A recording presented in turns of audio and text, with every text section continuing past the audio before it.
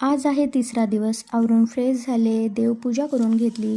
Blue कलरची साडी मी wear केली होती. आज पिवळ्या फुलांची माळ करून घेतली. रांगोळी काढली, धूप अगरबत्ती लावून घेतली, नमस्कार केला आणि देवाची पूजा मी करून घेतली. आरती करून घेतली. अशी केली मी देवपूजा. पूजा झाली की घरामध्ये एकदम प्रसन्न वाटते, खूप छान वाटते.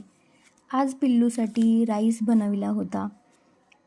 राईस आणि बटाटे मी एकदमच कुकरमध्ये लावून घेतले होते.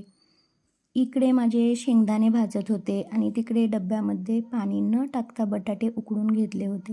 खूप छान बटाटे उकडले जातात. 2 बटाटे मॅश करून घ्या.